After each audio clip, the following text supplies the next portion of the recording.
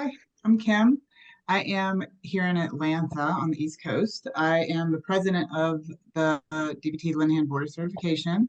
I've been president since February of 2020, right before the pandemic hit, and just got reelected in February of 2023.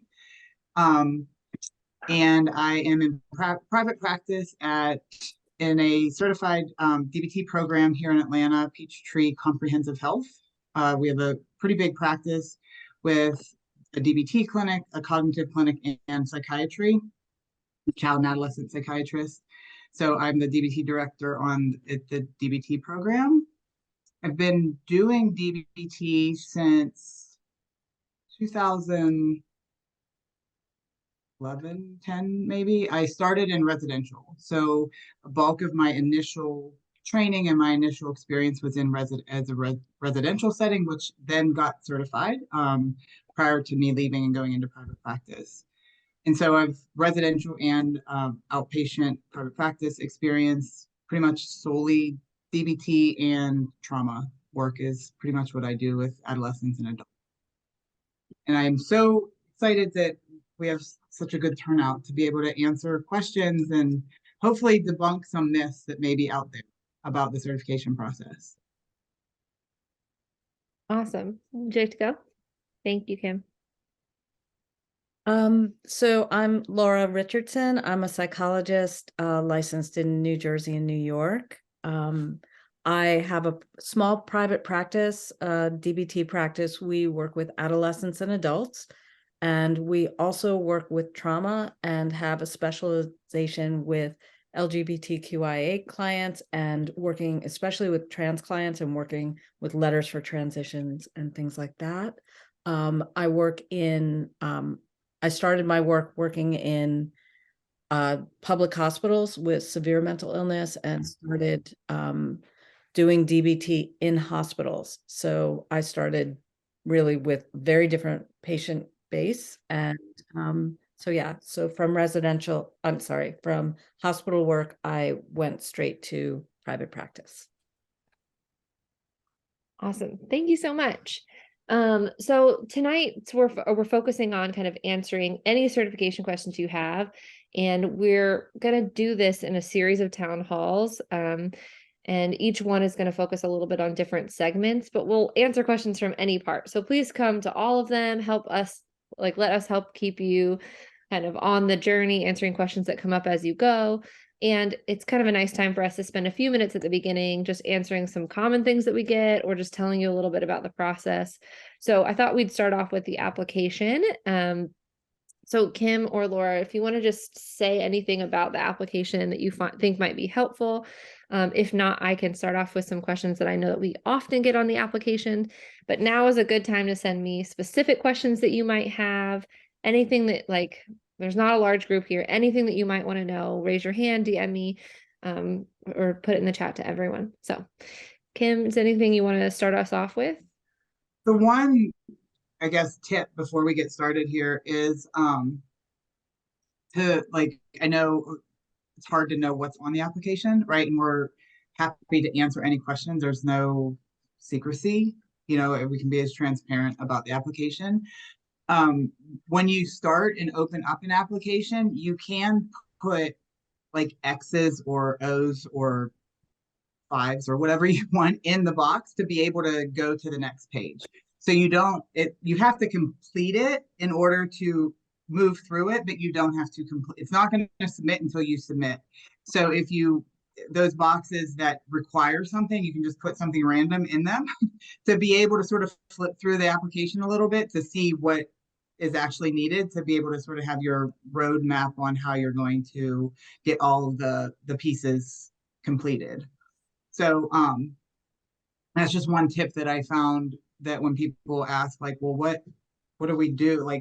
How do I know what's next? And so you can just put an X or an O or a 5 or whatever in there. But again, be as transparent on the application. So feel free to ask. And if for whatever reason we can't answer it, we'll just say we can't answer it. So, be as transparent as. Awesome.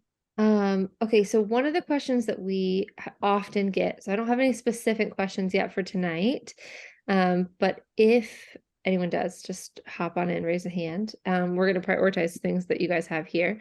One thing that we get asked a lot is, do the CEs for the application process that we're required to have in order to start, do they have to be from a specific training organization? Do you have to have a CE certificate? Like what counts as a DBT didactic? Can you speak to that a bit? Yes, this is probably one of the biggest myths, misunderstandings that is on the application, is that there is no DBT-Linehan Board of Certification is not a training organization, nor are we associated with any training organizations. And so it's that sort of buyer beware clause, that we do not have any stake in any training that is provided. So the CE part of it is not required. And so the didactic hours, so like I run a didactic every Wednesday, every Wednesday for an hour for the practice. And so that could be an hour that's used. And so it's didactic hours that are provided for in DBT. And so they can be, and it says it on the application, so I'm just going to read so I don't misquote what it says. But they can be didactic,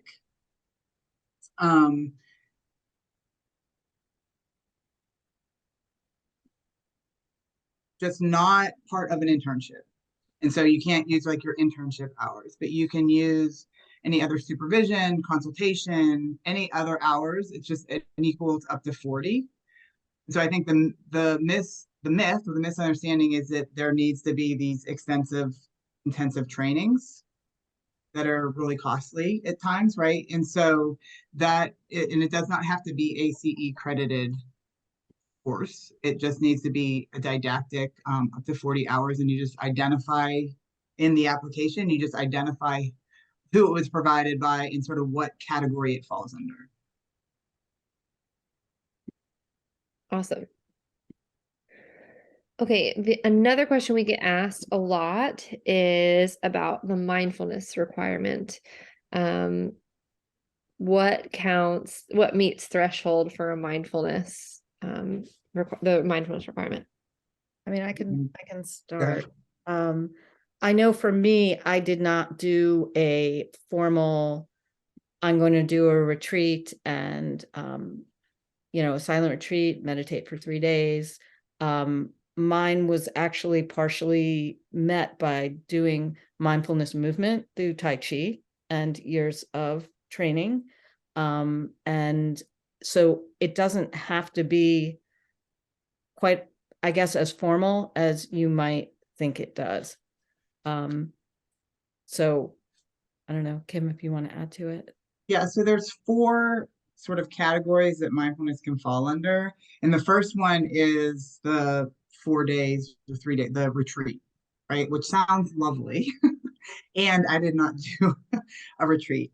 So there's a mindfulness retreat, and then the regular participation in a formal mindfulness. And that's sort of where it can be, your own formal mindfulness practice that you have. It just cannot be part of consultation team. So your mindfulness that you run in consultation team is just, that can't be part of it. And then there's a formal acceptance as a student of a recognized mindfulness and contemplative teacher, needs to provide a letter from that teacher.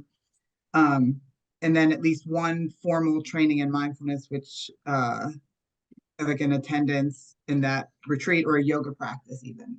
So some consistent formal practice outside of the weekly mindfulness that happens in consultation team.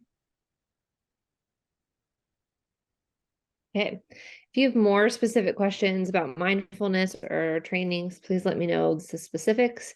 Since this is a pretty small group, we might be able to attend to some specifics. I have a submitted question.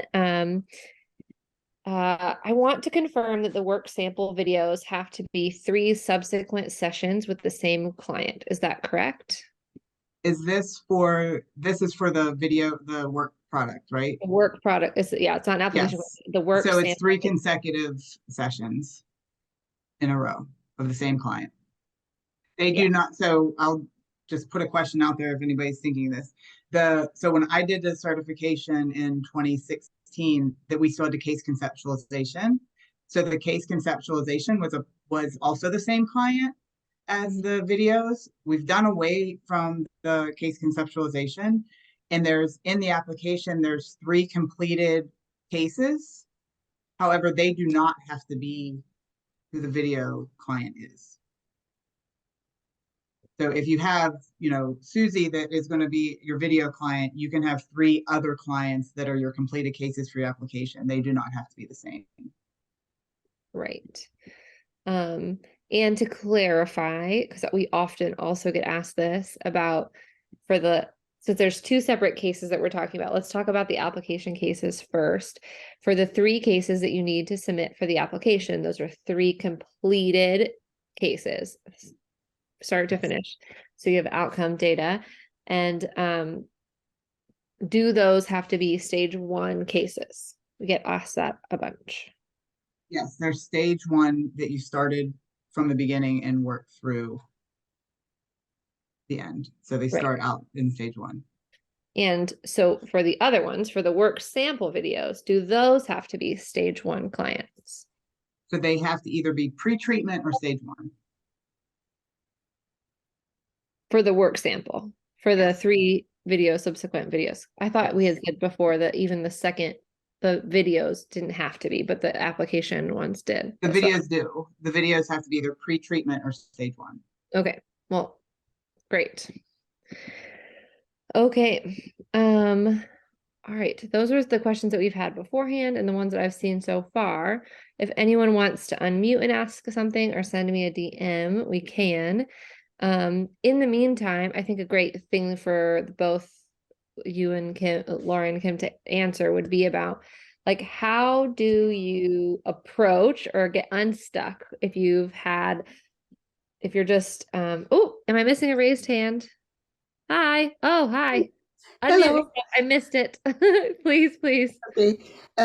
It's about the cases. If for the recorded cases, can it be stage 1, but we are working also on prolonged exposure? So it's stage 1 and 2.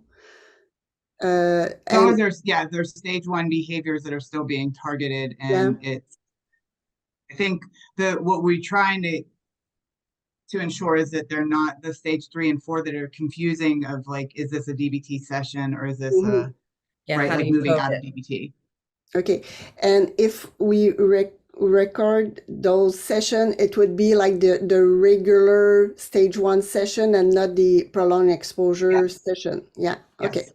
Thank you. Right. But the session that you're submitting, they don't have to have specific stage 1, like, you don't have to have done a chain. You don't have to have done like any of that, as long as that client have those kind of goals, correct? Yes. So you may not have a specific targeted behavior that has shown up in that session. Okay. Okay. I don't see any more raised hands, but please do. Sorry, I missed it for a second. What I was going to say is I think we often get asked, I am either stuck, I haven't worked on it, it's part of my values, I really want to work on my certification process, or I might have failed a section and I'm just having trouble getting restarted. Like, what tips do you have for, like, working through? It's a lot, it's a big process, and people can get stuck at various points. Do you have any advice? Well, I got stuck I got certified like all the way at the beginning, and everything wasn't quite as clear back then, and I failed my videos, and I almost gave up at that point. And what I did instead was actually I got extra supervision, and I worked for a couple of months on making sure that, I had someone work with me to make sure that they were adherent, and to coach me and supervise me to help me figure out, like, what was missing. And honestly, I ended up getting so much better at what I was doing that it was worth just that, of getting through that extra mentoring. And it made my DBT so much better that even if you fail a section of it, redo it, spend the time, get the supervision, figure out what it was. Because I think that's almost the point of it. It's not like, oh yeah, I'm going to fly through and it's going to be great. It's a really big learning process. And for me personally, it was one of the most important learning processes that I had. So I would encourage people, even if a section doesn't go well or you get stopped at a point, to keep going, because that piece of it alone is worth it. Yeah, and I agree. And looking at, even, I know Erica Tan has talked about like accountability partners, of somebody that can just, you can sort of that shared motivation. I failed the case conceptualization the first time. And you would have thought that like I lost my career. It was very devastating. Like I literally thought that my career is over. Like I don't know what I'm going to do now. But it really helped me deep dive. And I think the case conceptualization, and even really looking at the case conceptually is different, right? Like as opposed to just a client sitting in front of you.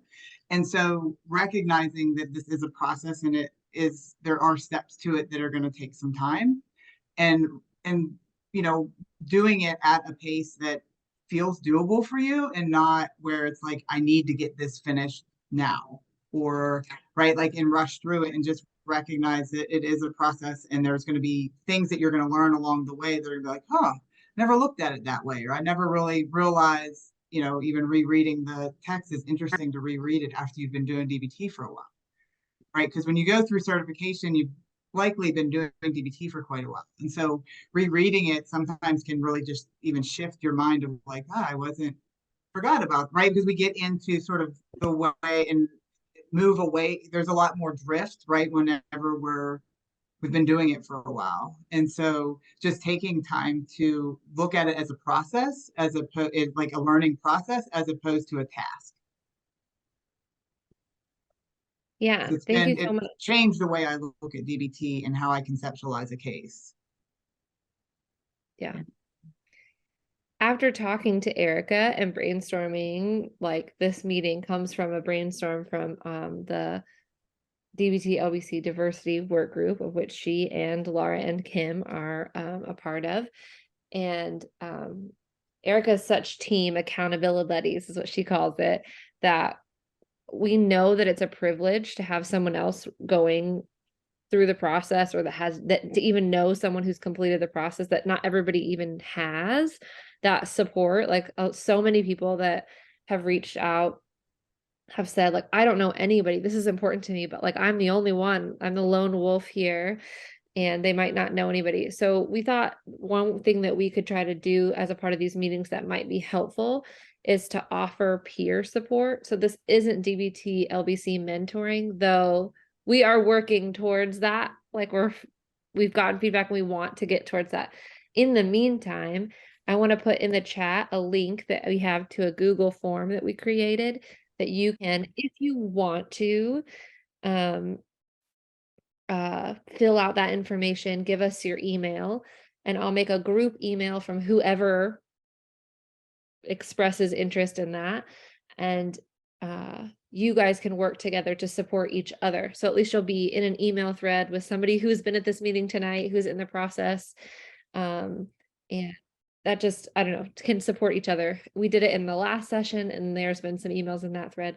You can pair off into smaller groups, but I just for those people who don't even know a single other soul in this process, we thought we wanted to try to connect you.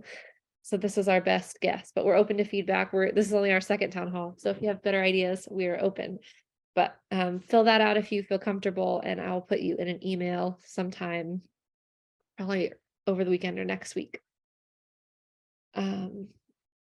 Any more questions, please send them our way. One question I had was, that we get asked often, is tips for studying for the exam. Any tips or strategies for studying? Read the text. Yeah, The The questions. text and the validation, I can put the article that's article in the on- chat. yeah. So the exam is one area that we can't really give much information on. I am not one of the item writers, so I don't have the information to give if I could give it.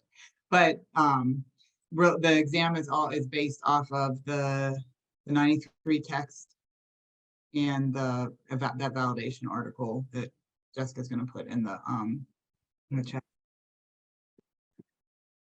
And this is not an endorsement. However, Sherry Manning's group has a back to the book I think it's a webinar.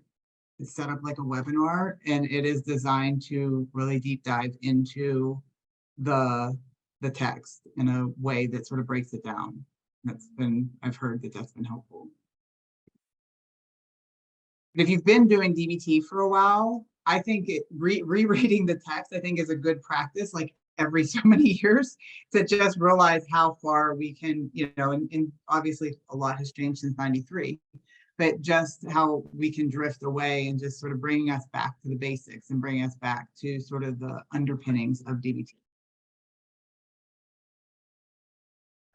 Okay, so we have a question in the chat. Is there a percentage of correct answers needed to pass the exam? Unfortunately, that is not information that we're able to share. We do have information on the website about pass-fail rates. I'm not sure if that would feel helpful, but I'm happy to put it in the chat. I know that's not directly the exact answer that you're hoping for, but it's the information that is disseminatable. So,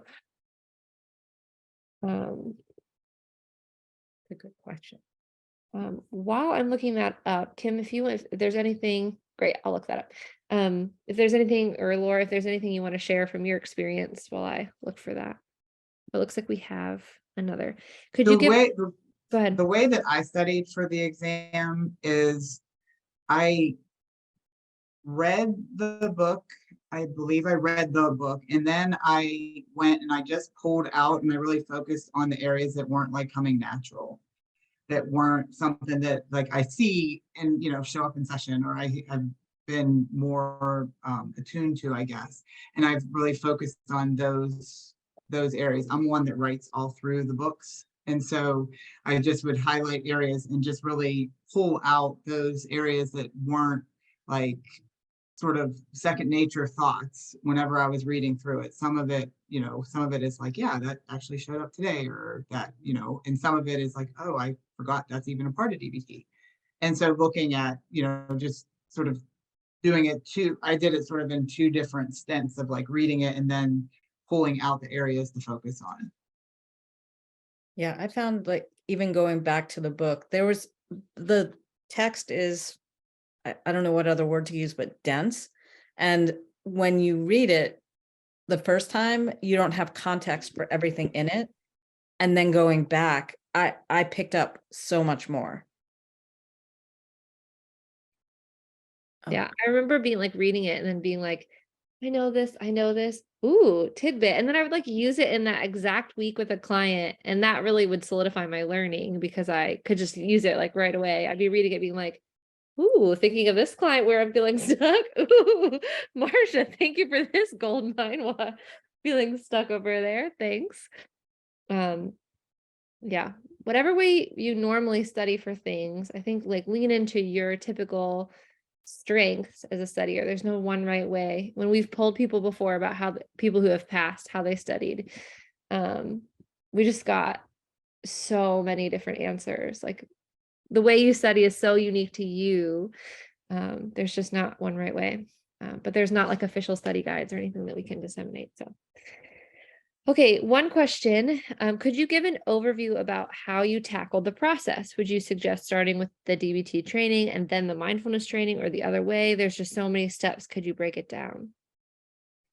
Laura, do you want to start this one out? Sure. Yeah, I mean, for me, it was all at the same time, and certification didn't exist when I started. It was about 12 years ago. So I started with the mindfulness was already a practice I was working on. And then Actually, trainer from Portland, Linda DeMeff, came. We got funding to bring her to our agency and did a 2-day overview of DBT for the staff on our hospital. And it was another year or two, and then I took the intensive training, the 2 weeks. And so I don't know if there's any one perfect way, because I got a couple of tastes of it first and then decided, okay, I want to do 40 hours with BTech. After that, I actually took an advanced program, and I'm personally part of 2 teams, which I wasn't at the time I was certified, but what I found is the more people that I was able to consult with and ask questions of, the better my DBT got. And I also paid for my original team to bring in a consultant, actually from BTech, who would help. We'd run tape and he'd review it and we'd go over it as a team. So each of the individual contributors to the team would have tape reviewed by a trainer, so we could get better together and be part of the feedback that one person got. And yeah, so that's kind of how I approached it. And I think there's not, I agree, there's not really one way. There are a lot of steps to it. Now that Melanie's adherence rating scale is public, there's a lot more room for teams to really look at sessions and code, and sort of look at the adherence of the sessions. And so I would say, if you have the training and have the hours, and even if you do the application, like, do it after you've sort of started working on some tapes and working on recording some. I would record from the beginning, because the tapes that you submit have to be within the last 5 years, I think. 3 or 5 years, 3 years. I think it's 3 years. And so start taping, and so that there's the comfort, being comfortable with being taped, but also being able to have feedback from that adherence scale, and so that you can, I show my tapes that are actually probably ones that are less adherent, so I can get more feedback and also learn from. So that scale is huge. That is like a gift to the DBT universe when that was made public. And so I would really lean in and use that as a form of just motivation and comfort level to even get through the application, knowing that that is on the horizon. But in terms of the application itself, I mean, the way that I do things is I sort of fill out everything that I don't have to really think much about, like in terms of demographic, and focus on the transcripts and all of that, and then start plugging in some other areas. Because like I said, you don't have to complete it in one sitting. And so some of the people that I've spoken to said, like, once I've actually opened an application and started it, it felt a little bit less overwhelming, right? Because then you can chip away. When you just look at everything as a whole, it just seems way too overwhelming, instead of just like looking at it and, again, like your life, your situation, and like, how is this going to be manageable and doable, and like, what is the time frame for it? I will, based on what you guys are saying, just put the link for eligibility requirements for certification in the chat, in case that isn't, it's from our website, just to answer any questions about that. We did get a question about testing centers that Kevin graciously, helpfully put a link to testing centers in the chat. The question was, are there any testing centers for the exam in Australia? And there are 2 on the list. So if you can find it through the link. If anyone else is not US based, yay, that would be like, it's so amazing. If you like, when you finish the hurdle, especially if you're a non-US based clinician, like, I love celebrating all of our non-US based clinicians and programs on the spotlight. we like to spotlight people and celebrate with them on our social media. So when you cross that milestone, DM us because we want to celebrate with you from all over the world. Any other questions here? Let's see. And go back to the question about the mindfulness retreats and just get a bit more information about kind of what's considered evidence, just because some of the things that myself and colleagues have done have been quite some time in the past. And so, yeah, I guess what's required in order for it to be recognised as kind of evidence. Is that clear what I'm asking? So it's not, it just has to be a formal practice of some sort. Again, the retreat is one option, but there can be, like Laura was saying, some people have participated in trauma-based yoga, or just a formal yoga practice, a formal sitting practice, some formal practice that you'll describe. So there's not a lot of rigidity, I guess, around what is needed. Just can't be part of the concept. So that sort of relies on just self-report that if someone has done this, but I had I heard you say something about like a letter from a. So the only letter that is needed is if you've been recognized from a Zen teacher as a Zen student. Oh, okay. So that's not required for everyone, but that is just one option. No, that's an option. How to complete that. You've been recognized. Yeah, that's just, like Randy Woolbart is a Zen master, and so it's just an option. Okay. Yeah, great. Thank you. We have another question that says, my caseload is primarily from Chelsea. This is to everyone. My caseload is primarily children and adolescents with some of the DBT-C content used, which includes caregivers. Would this be okay for the video submissions, or should I pick an older adolescent or young adult? That's a good question. That's a good question. My initial response would be an older adolescent, just because there are not certification standards for DBT-C. It's not sort of like, a PTSD or a DBT-SUD client. If they're solely SUD, there's not certification standards around that. So I can get a clarification on that, but my initial thought is that I would pick a standard DBT client, because if it is more of a DBT-C, there are not certification standards around it.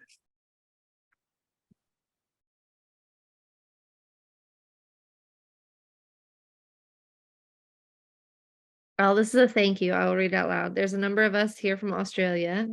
Yay. Hey? Yay for that. Thank you so much for doing this at a time of day that is during our awake hour. Very much appreciated. Yay for accessibility. I mean, there's so many people who this is not an accessible time for.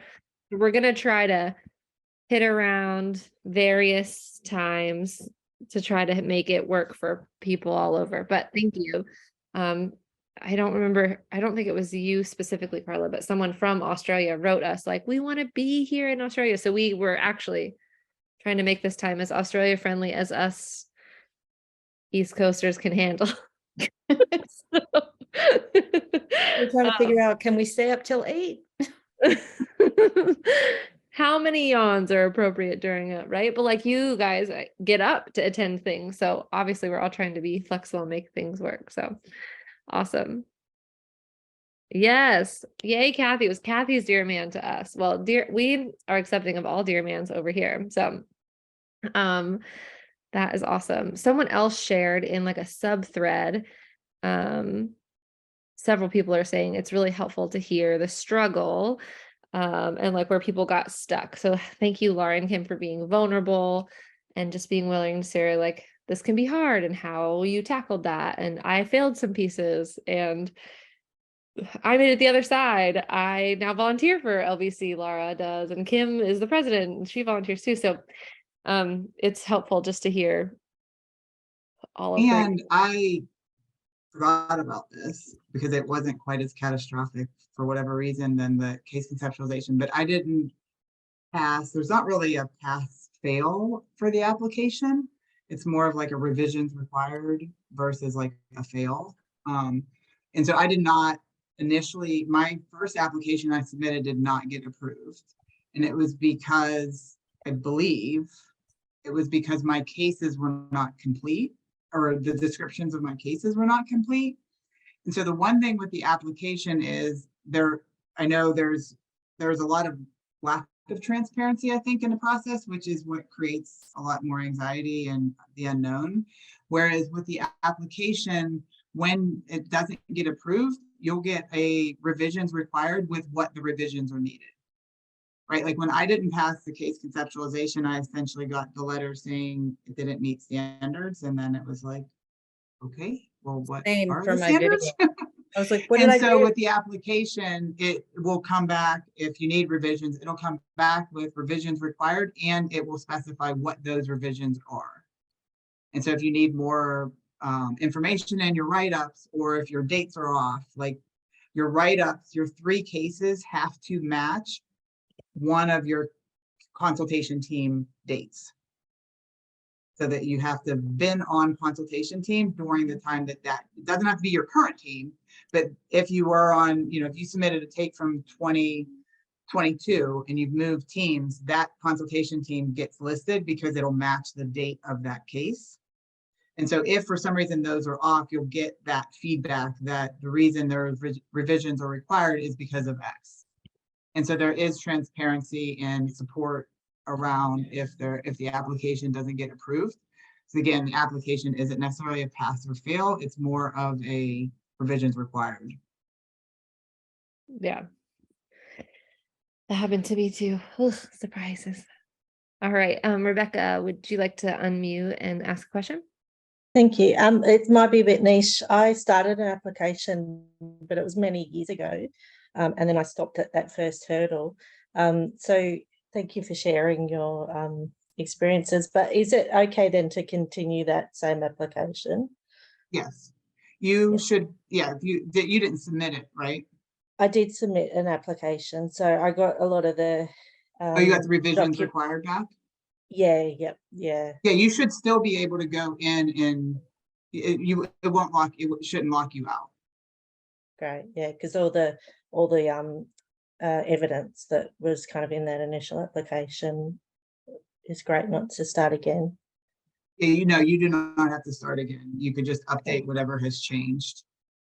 If for some reason you can't access it or you need help accessing it, you can email. I can put it in our general DBT-LBC email and somebody can help you. It's contact@DBT-LBC. I'll write it in the chat. But I also failed my application, and my feedback about application that I've heard a lot of people who failed at the application is be as behaviorally specific as possible in the cases that you're writing up. I know that like these cases, like you weren't necessarily doing them in mind with like being able to report all this data, and that you're just doing the best you can to remember, but try to be as specific as possible. You had targets, try to be as behaviorally specific as you can. That will help. That is like a big feedback for that. Let me pop this in the chat and then I will read the next question. Okay, let's see. I wrote an email to contact. Okay, let me correct that email really quick. contact@dbt-lbc.org is the email address. And Kim, to talk about specific questions I have, and I didn't have an answer. Yes, so I just put I think the email address that you had was slightly off. So email the one that I just did. And you should be able to get an answer from our wonderful Christy, who is not here tonight, but answers everyone's emails. And if you have, we have about 15 more minutes. If there's not more questions, you have a specific thing. I mean, I think this is a great time to ask that. So let me know if you want to DM me or whatever. One question here about financial support for the training. Oh. We have scholarships for the process for clinician and program certification, but again, we don't have any ties to any training organizations. And so there's no, so DBT-Linehan Board of Certification is not associated with or tied to any training organizations.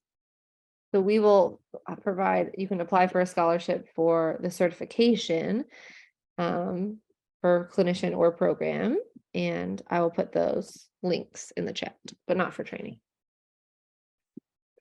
Okay. Awesome. And the BIPOC. Oh, that ended. Do we have more? Is that still happening? Didn't No, we that do, ended. like That 5 ended. Right. and we got those? Okay. Yeah, we, it, very likely it would come back around, but right now we just approved 5. We do have clinician scholarship. I think you put the link in the chat, so I Yeah. would encourage you to apply for that. Yeah. And stay tuned because we, as they're saying, very might be able to reopen the BIPOC clinician scholarships as well. Any other questions? I'm gonna link the peer support group again because I know our chat has been so active and there's just links going around. I want to put it at the end so people have it. Any other questions? Helen maybe is, I don't want to mispronounce your name, so my apologies for my very American guess. And if you have that specific questions, there's nothing else that we're answering right now, so please write it out if you feel inclined. Well, I can, it's a very personal question. No pressure though. I don't want you to put you on the spot. No, it's okay. I can, but I don't think it's of general interest, but maybe. So we have a different school graduate requirement in Quebec than in the US, I guess. And when I applied a lot of years ago, there was the requirement to have a master degree. Is it still a requirement? And can you consider country difference in that or equivalence than that we have in Quebec that are different from US? I don't know if I'm clear. Sorry, it's late. No, yeah. So any international questions or international, I think I send the email again. I apologize. I must have missed your email.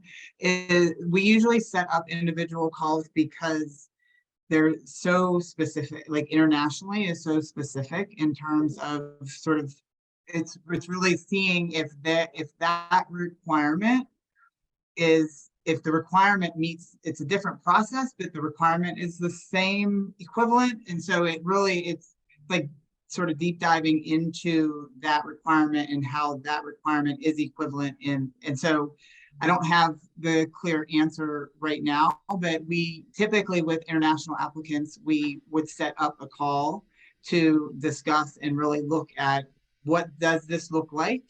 And how does it fit, even though the process to it may be different, but how does it fit into what our standards are, right? Okay. So the standards are the same, but the way they look may be different. Yeah, okay. So I do the application as the other one and I will get a call, or I email? Yeah, so email me and we will set up a call with you. Okay. Yeah. Okay, so to contact you can just send it to my email, the kimv@dbt-lbc.org. Okay, thank you. Jessica's so fast. Oh, that's the wrong one, Oops, Jessica. that's wrong though. I mistyped it. I'm sorry. I take it all back. I'm gonna delete Okay. it. I was trying to be quick.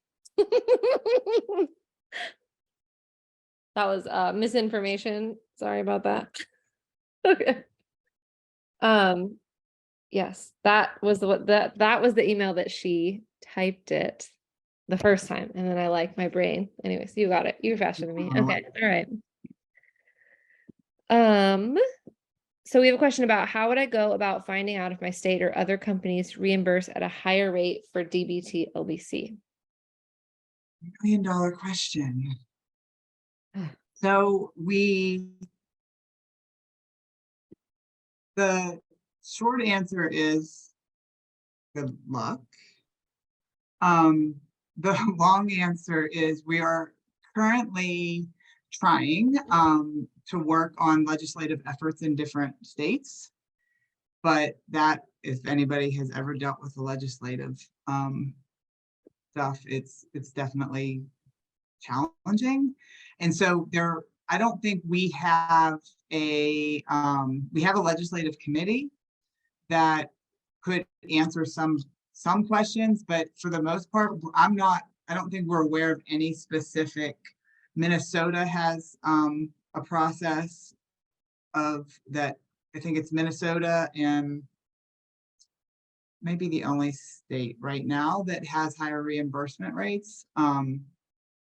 But if there's any specific for your state, then, okay, so you're in Minnesota. Okay, so send me an email also so I can get you in contact with who to contact in terms of that rate and certification. So they have like their state certification and they also honor the DBT certification. I would also like to add, it's not necessarily a rate increase, but for those of you that do negotiate single case agreements, I've gotten a lot more success once I became certified in negotiating them. We're at like 50 or 60%, which is great. I just put in the chat the link that the legislation committee for DBT-LBC put together, like a whole script to go through with a bunch of tips on how to advocate for a single case agreement.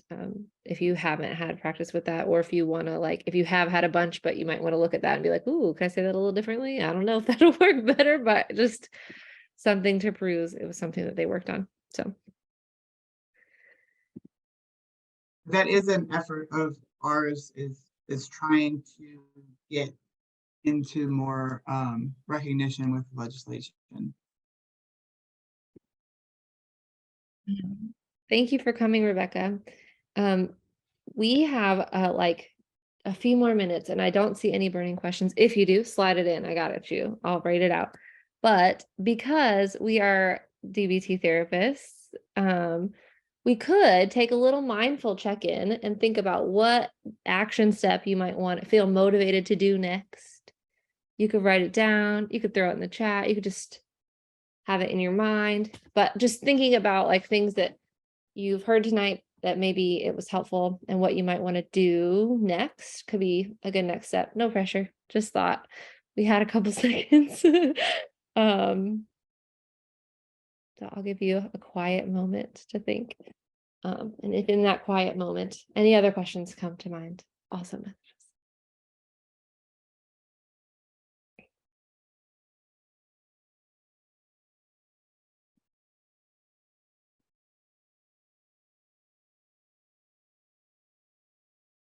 I would be remiss if I don't add after that moment, which could have been longer, what would get in the way of you actually acting on your action step, right? Like I couldn't ask one without the other. So oblige that. Take a second to think about that. And thank you guys all for coming tonight. This is a gift from your time to us as well. It helps give us feedback about how to better provide you with information, whatever, to help address whatever barriers are coming up in the certification process. And our hope is to be supportive and just be able to give more resources. So if there are things that you feel like you need, let us know. Thank you so much for coming. And we will have another one of these next month. You're welcome to come back and join us on your journey. If you have anything else that you would like to add, Kim or Laura, but thank you so much for Kim and Laura giving their time and energy tonight to answer all your questions. Only thing I would add is something Jessica said at the beginning, is that we value and we welcome any feedback, anything that you find would be helpful or that would be supportive in this process that we haven't thought about, or that how this could look differently. This is sort of a pilot for us of doing these town halls, and so we want them to like Jessica said, it's a gift for us to have you join us. And so anything that can be done that would be in a more supportive way, please, we welcome any feedback, any criticism, feedback, whatever, we are open for it. Yes. And I want to say there's a couple people who shared their action steps with accountability buddies, all of those kinds of things. So thank you so much for sharing and for coming. We just appreciate it so much. Let us know if you have any questions. Contact at DBT-LBC is a great place to follow up if you're feeling like you don't know. Thank you guys so much. Thank you. Bye. Have a great night.